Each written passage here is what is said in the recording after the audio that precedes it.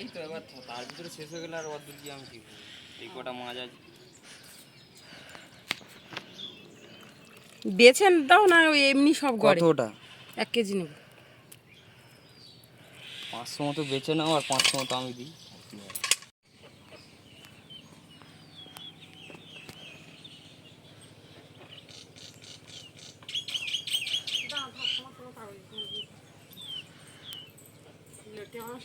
লোটে মাছ নিয়ে নিলাম, রান্না বসিয়ে দিয়েছিলাম। ট্রেতে এখনো বেশ অনেকটাই আছে। মাছগুলো দেখেছো কত সুন্দর ফ্রেশ। নমস্কার বন্ধুরা, আশা করি আপনারা সকলেই ভালো আছেন, সুস্থ আছেন। সুন্দরবন কৌশলা হাইশালে আর একটা নতুন পর্বে আপনাদেরকে অনেক স্বাগত জানাই।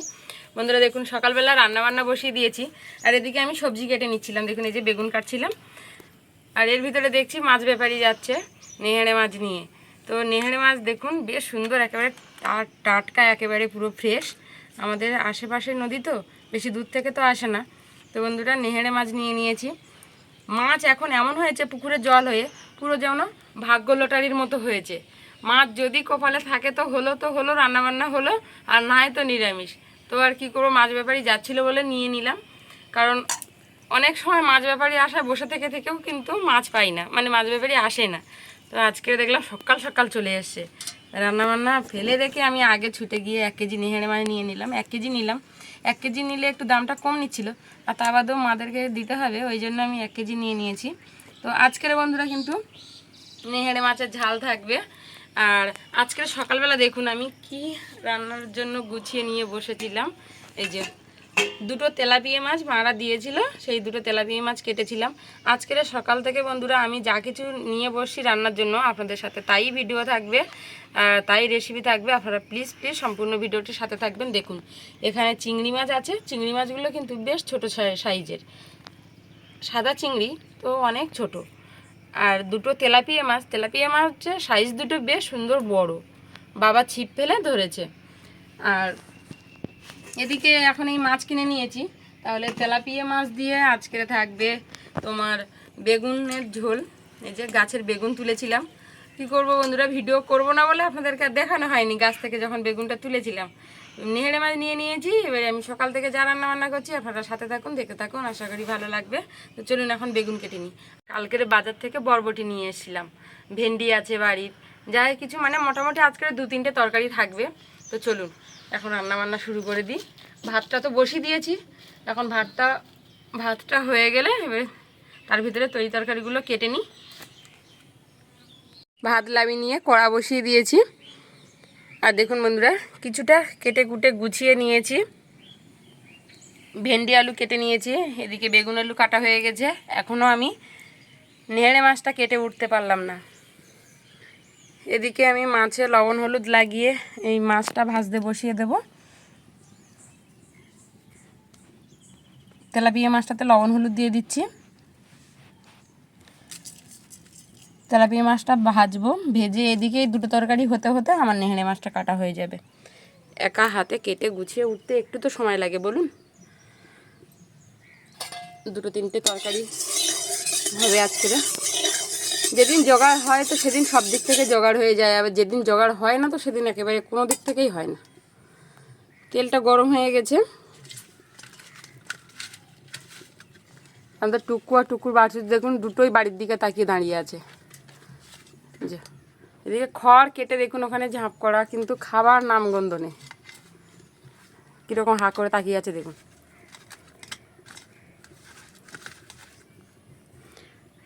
এই উনুনটা বেশ সুন্দর জলে, দেখুন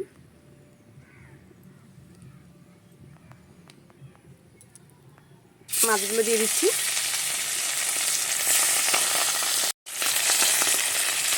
মাছগুলো বেশ সুন্দর করে ভেজে নেব। মাছগুলো বেশ সুন্দর করে ভেজে নিয়েছি, আর উনুনটা দেখুন বন্ধুরা যা দাউ দাউ করে জ্বলছে, কড়ার ভিতর পুরো ধোঁয়া ধোঁয়া হয়ে গেছে। মাছগুলো লাবিয়ে নিচ্ছি। মাছ লাবিয়ে নিয়ে কড়াইতে সর্ষের তেল দিয়ে দিয়েছি। এবার আমি চিংড়ি মাছগুলো একটু হালকা করে ভেজে নেব। চিংড়ি মাছ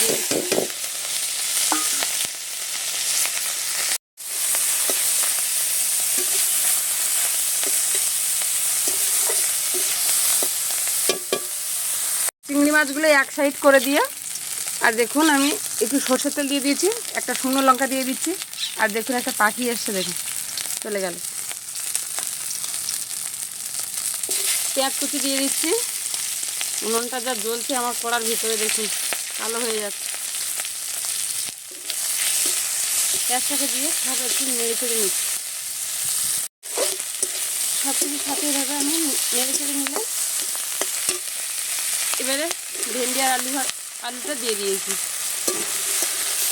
চিংড়ি মাছের সাথে মশলার সাথে আবারও ভেন্ডিটাকে একটু নেড়ে চেড়ে নিচ্ছি। লবণ হলুদ দিয়ে দেবো পরিমাণ মতো, লবণ,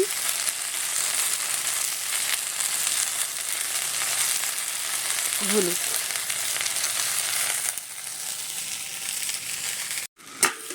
ঢাকা দিয়ে রেখেছিলাম, ঢাকা খুলে দিচ্ছি। দেখুন নেড়ে চেড়ে ভেন্ডিটা খুব সুন্দর করে ভেজে নেব।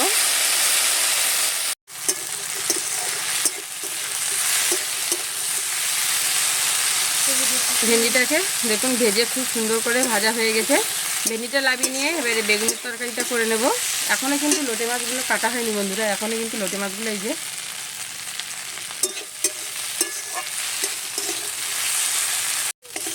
দেখুন ভেন্ডি চিংড়ি মাছটা ভাজা হয়ে গেছে, লাভিয়ে নিচ্ছি।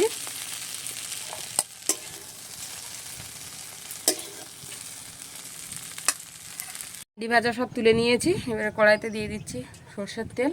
বেগুনের তরকারিটা বসিয়ে দেব। শুকনো লঙ্কা একটা দিয়ে দিচ্ছি। শুকনো লঙ্কাটাকে একটু দেখুন লালচে করে নিয়েছি, দিয়ে দিলাম 5 ফোড়ন। আর দিয়ে দিচ্ছি পেঁয়াজ কুচি।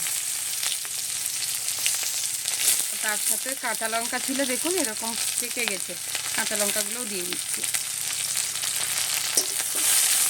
একটু হালকা করে ভেজে নিচ্ছি।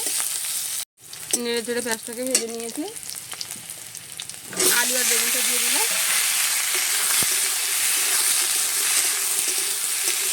একটু নেড়ে চেড়ে নিয়েছি, লবণ হলুদ দিয়ে দেবো।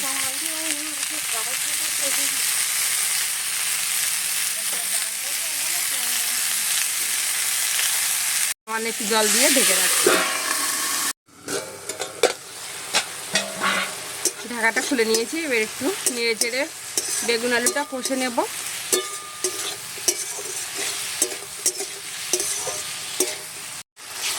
আলু বেগুনটা বেশ সুন্দর করে কষিয়ে নিয়েছি, নিয়ে দেখুন পরিমাণ মতো জল দিয়ে দিচ্ছি।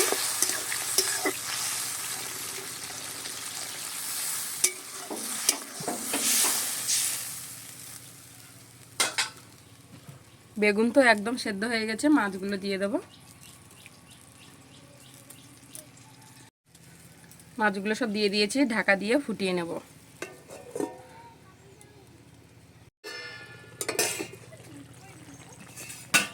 মাছ দিয়ে বেশ সুন্দর করে ফুটিয়ে নিয়েছি।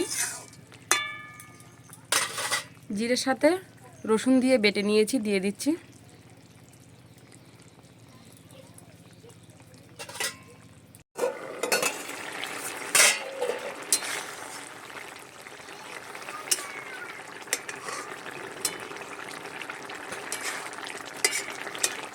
জিরে বাটা দিয়ে বেশ সুন্দর করে ফুটিয়ে নিয়েছি, লাভিয়ে নিচ্ছি। এবারে শুধু মাছের ঝালটাই বাকি আছে। মাছের ঝালটা হয়ে গেলে, মেঘে মাছের ঝালটা হয়ে গেলে রান্নাবান্না হয়ে যাবে। দেখুন বন্ধুরা, হঠাৎ করে বৃষ্টি শুরু হয়ে গেছে, সকাল থেকে কিন্তু ঝরঝরে রোদ হচ্ছে।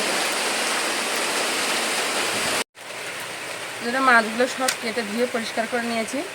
এক ঝাপটা বৃষ্টি হয়ে গেল, গিয়ে থেমে গিয়ে আবার বৃষ্টি আসলো। মাছে লবণ হলুদ মাখিয়ে নেব। হলুদ দিয়ে দিচ্ছি, লবণ দিয়ে দেবো স্বাদ মতো।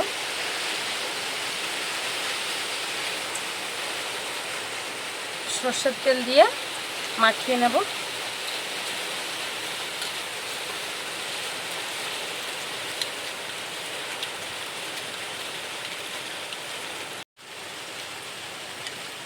সরষের তেল দিয়ে লবণ হলুদ দিয়ে মাখিয়ে নিয়েছি, এবারে ঢাকা দিয়ে রেখে দেব। আবারও উনুনটা জ্বালিয়ে কড়া বসিয়ে দিয়েছি, সরষের তেল দিয়ে দিলাম। দুটো শুকনো লঙ্কা দিয়ে দিচ্ছি তেলে।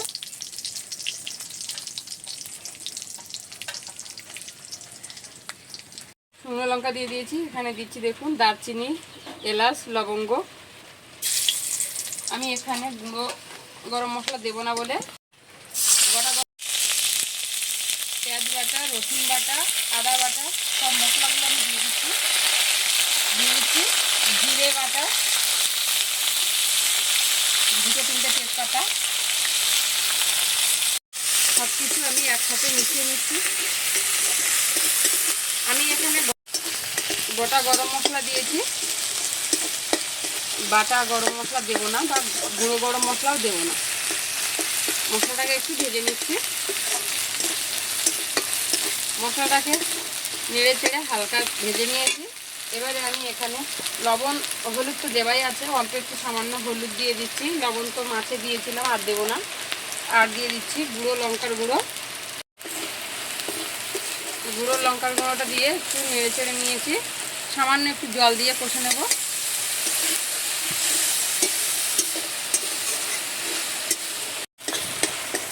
মশলাটাকে বেশ সুন্দর করে কষে নিয়েছি। এবারে আমি নেহেরে মাছটা দিয়ে দেবো। নেড়ে মাছটাকে মশলার সাথে এভাবে আমি একটু কষে নেব।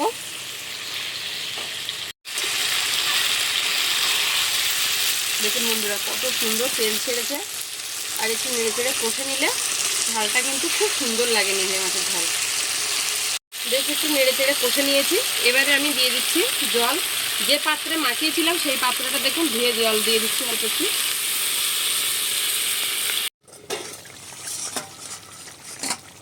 জল দিয়ে ফুটিয়ে নিয়েছি দেখুন, একদম মাখো মাখো নেংড়ে মাছের ঝাল। আবার আর কোনো মশলা দেবার নেই, সব মশলা তো দিয়ে দিয়েছিলাম।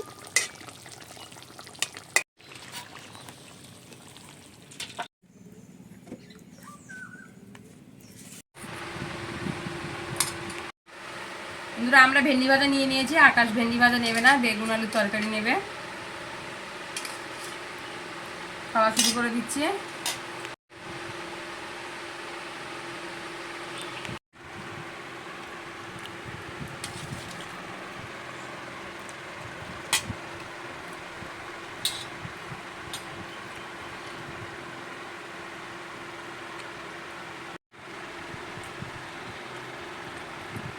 বাড়ির পুকুরের জ্যান্ত তেলাপিয়া মাছ সুন্দর লেগেছে খেতে।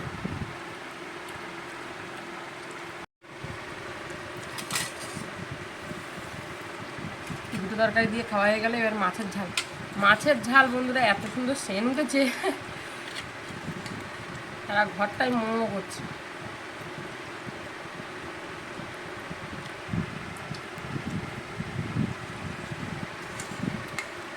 আকাশ তোমার দেবো কেন?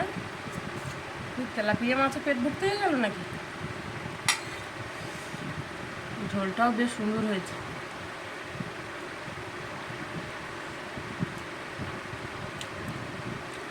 নেড়ে মাছের ঝোলটাই খুব সুন্দর লাগে। এবারে নরম তুলতুলে মাছ। তো বন্ধুরা আজকের সম্পূর্ণ পর্বটা আপনাদের কেমন লাগলো প্লিজ কিন্তু কমেন্ট করে আপনাদের মতামত জানাবেন। ভালো লাগলে চ্যানেলটা সাবস্ক্রাইব করবেন, লাইক করবেন, শেয়ার করবেন, কমেন্ট করে আমার পাশে থাকবেন। তো আজকে এই পর্যন্ত, দেখা হচ্ছে আগামী নতুন পর্ব। ততক্ষণ আপনারা ভালো থাকবেন, সুস্থ থাকবেন, সাবধানে থাকবেন। আর ডেইলি কৌশলা হাইসেল দেখতে ভুলবেন না। আর এতক্ষণ সাথে থাকার জন্য আপনাদেরকে জানাই অসংখ্য ধন্যবাদ।